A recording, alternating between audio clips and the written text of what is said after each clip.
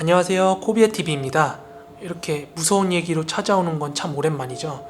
제가 보통 해가 지고 나서 좀 무서운 맛을 살리기 위해서 아주 늦은 밤에 촬영을 하는데, 요즘 너무 바쁜 일들도 많고 개인적인 일들이 많아서 11시 넘어서 막 12시 넘어서 촬영을 하려고 하다 보니까 몸이 안 따라주는 거예요.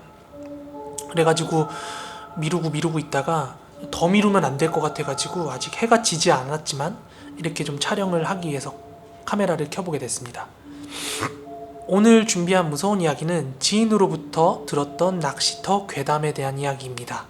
그럼 이야기 바로 시작하도록 하겠습니다.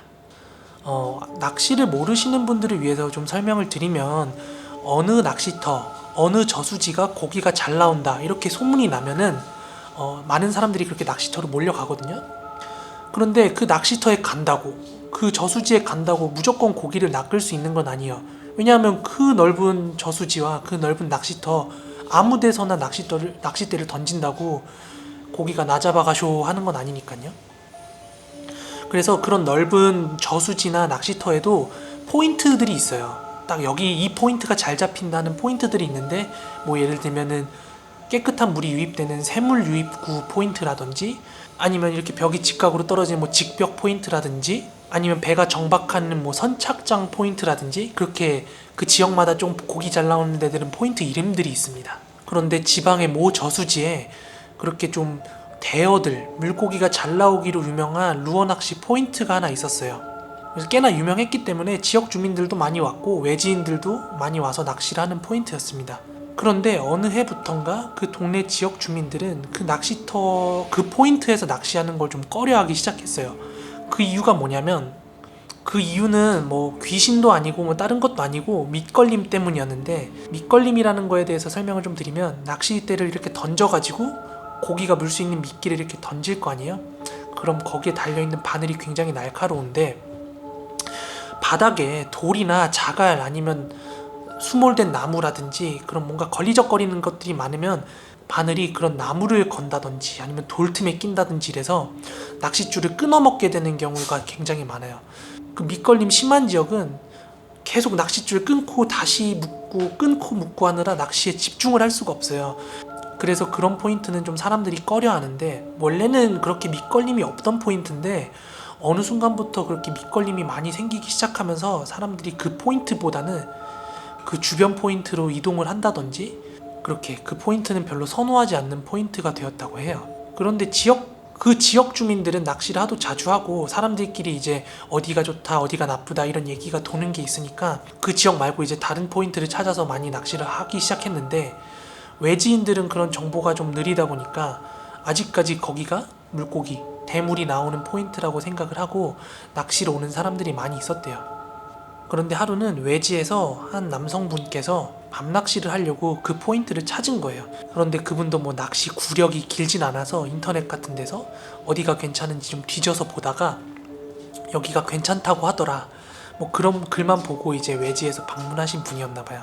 그래서 그분께서 이제 밤낚시를 하고 있는데 그 포인트에 대한 정보를 모르니까 이제 밤새 거기 낚시를 하면서 이제 줄만 끊어먹고 있었던 거죠. 그래가지고 그분이 이제 거기에 밑걸림이 너무 심하니까 이제 한 걸음 한 걸음 옮겨가면서 포인트를 이동하기 시작했는데, 그렇게 한참 낚시를 하고 있는데 저기 물가 근처에서 뭐가 둥둥 떠다니는 게 보이더래요. 마치 수박 또는 뭐 농구공 같은 둥글둥글한 게 두 개가 물 위에서 그렇게 둥둥 떠다니는 것처럼 보이더래요. 그래가지고 그분이 이제 가지고 있던 서치라이트로 그쪽을 딱 비췄는데 거기서 혼비백산했다고 해요. 왜 그랬냐면, 이제 헤드랜턴 말고 서치라이트로 그쪽을 자세히 비춰서 봤더니 거기에 동동 떠있던 게 물 위로 고개만 이렇게 내밀고 있던 한 여자와 남자의 얼굴이었다고 해요. 그래가지고 그 남성분께서 이제 화들짝 놀래가지고 그 낚시터에서 이제 낚시하는 걸 철수를 했는데, 이제 여차저차 그 남성의 이야기를 동네 주민들이 듣게 됐는데, 그 이후에도 그 지역으로 낚시를 왔던 외지인들이 귀신을 목격했다는 그런 목격담이 종종 이렇게 들려오더래요. 그런데 그 귀신이 뭐 사람을 해코지했다던가 아니면은 뭐 그런 사람들한테 홀려서 뭐 사람이 죽는다던가 그런 일은 없었는데, 그런 종종 밤낚시 하면서 흔히 겪을 수 있는 귀신 목격담 이런 얘기들이 이렇게 막 들려오더래요. 그래서 그 낚시터는 이제 사람들 사이에서 밤에 가면은 어쩌다가 귀신을 목격할 수도 있다. 또는 낚시라면 밑걸림이 많기 때문에 낚시하기 불편한 장소, 이렇게 인식이 돼서 사람들의 방문이 조금 뜸해졌다고 해요. 그런데 그 이후에 이제 계절이 지나고 해가 바뀌다가 한 해는 이제 가뭄이 너무 심하게 들어가지고 이제 그 저수지 수위가 이렇게 점점 낮아졌다고 해요. 그런데 정말 가뭄이 심하게 들어가지고 물 수위가 굉장히 많이 낮아졌는데 그 저수지에서 정말 깜짝 놀랄 만한 게 발견이 됐습니다. 뭐냐면 그 밑걸림이 잦고 귀신이 출몰한다는 그 낚시터 포인트에서 이제 가뭄 때문에 이제 물 수위가 이렇게 줄어드니까 거기서 웬 자동차 한 대가 나오더래요.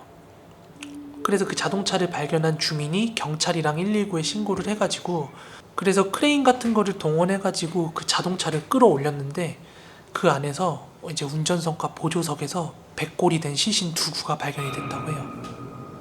근데 이제 얘기가 전해지기로 거기 뭐 지갑 같은 거에 신분증 같은 것도 온전히 다 있었다고 해서 그분들이 뭐 자살을 한 건지 아니면 졸음운전을 하다가 거길로 빠져서 수장이 된 건지 모르겠는데 그래서 그 낚시 포인트에서 어느 순간부터 밑걸림이 잦아진 이유는 거기에 이제 수몰된 자동차의 뭐 바퀴라든지 아니면 여러 가지 파츠에 낚싯바늘이 계속 걸리기 때문에 이제 밑걸림이 계속 많이 생겼던 거고 아마 그 사람들이 목격한 그 귀신들이 아마 그때 죽은 그 두 구의 시신들의 귀신이 아니었나 이렇게 동네 사람들은 생각을 했다고 해요.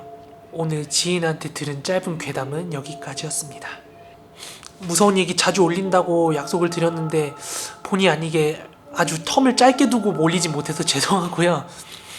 여러분들 지금 제 목소리 들어서 아시겠지만 지금 코감기도 걸려있는 상태라 여러분 제가 업로드 텀이 짧진 못하더라도 유튜브로 접는 일은 없으니까요. 또 앞으로 이렇게 찍을 기회를 만들어서 계속 영상을 업로드 할 거니까 구독, 좋아요 한 번씩 눌러주시고 구독 취소하지 마시고 좀 기다려주시면 제가 또 재밌는 영상, 무서운 영상들로 찾아오도록 하겠습니다. 그럼 오늘의 영상은 여기서 마무리할게요. 감사합니다.